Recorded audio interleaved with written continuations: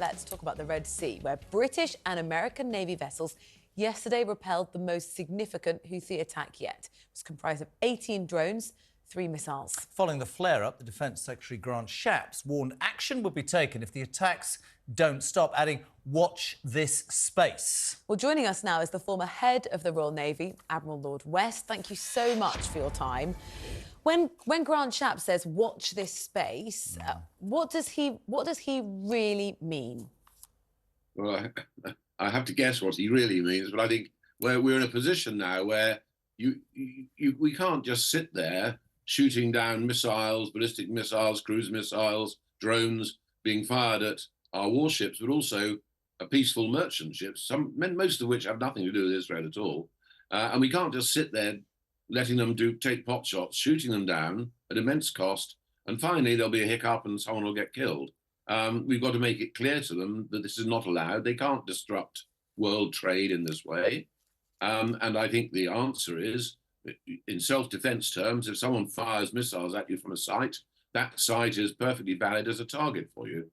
And I think probably using the Reagan, the USS Eisenhower, which is the carrier there with her FA-18s, maybe some helicopters and things as well, we can carry out attacks on the sites within Yemen. Also, probably destroy the helicopters that have been landing terrorists on merchant ships, and I would actually add to that, taking out some of their patrol craft that have also been landing terrorists on merchant ships. And that strike, if they're aware that will happen, I think they'll have to think twice about what's going on.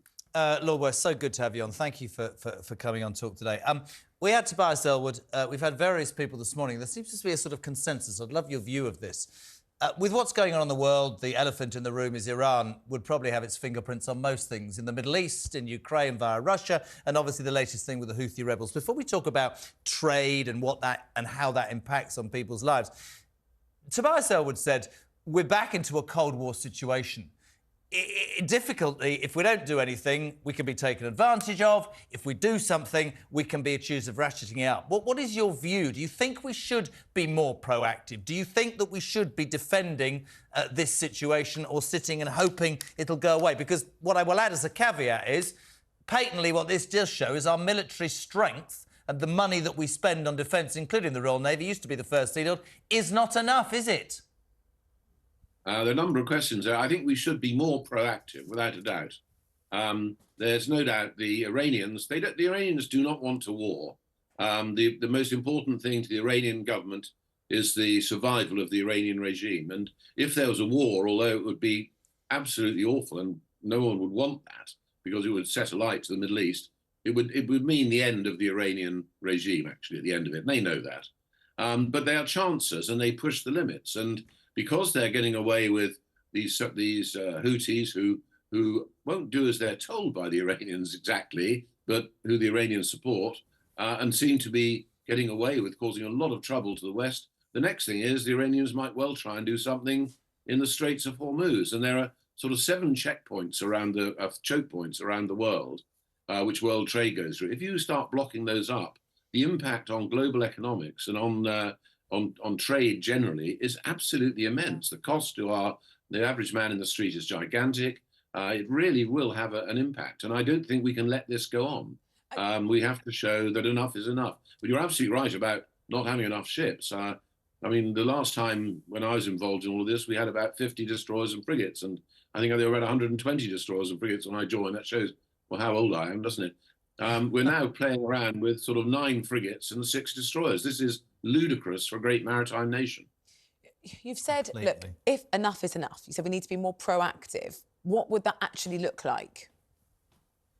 Well, I think it will mean strikes into the Yemen on those sort of targets that I referred to, places where they're firing missiles from, where we know they're constructing and putting these together, on probably their helicopters and things so they can't get out to ships, and also on their patrol craft. And I think there needs to be a package worked out of that, which if they go on doing what they're doing, then that's what we do. And it's no good threatening. You've got to actually do things. It's right, like bringing up children. It's no good threatening them. You've got to actually carry out what you tell them you're going to do. And if we did do that, what do you think the repercussions would be?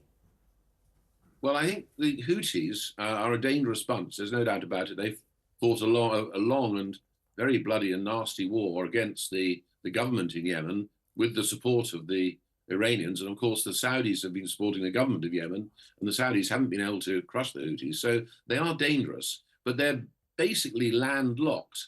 And if you stop them having the potential of getting out and causing trouble at sea, then in a sense, I'd say let them get on with it. But stop them being able to get out and get at you. Final question, Lord West. Delighted to have you on. You've been critical in recent days of the Defence Secretary, Grant Shapps, in his 13th cabinet job this year, and his comments questioning the Royal Marines. How concerned are you about our new Defence Secretary? Do you think he wants greater expenditure, or do you think he's going to continue the tradition of cutting back expenditure on defence?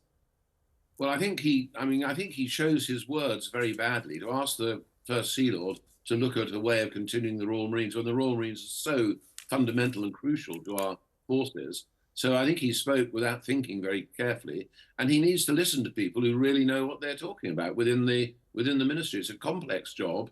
He has no background experience there, and he needs to listen. And my worry is that this government, although it's talked a lot about extra money for defence, there's been no extra money for defence. Defence has been squeezed effectively since 2010, and that is having an impact. And we're in a very, very dangerous world. And I think most British people, they wouldn't mind a little bit more being spent on defence when they see that it'll make them safer and make the world better. And that was my reason for sort of putting everything together in the way that we find ourselves right now, because I think that's absolutely spot on.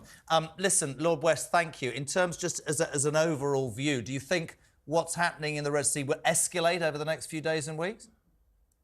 I think if the Houthis continue attacks, then I'm almost certain that, coordinated by the Americans and led by, but we'll join them, that there will be an attack on the landmass in Yemen to hit these targets that are impacting on the flow of traffic down the Red Sea, and they are causing a huge effect. I mean, Yemen's always been a mess. I fought there in 1967, so nothing changes sometimes in the world, does it? But you know, we've got to do something about it.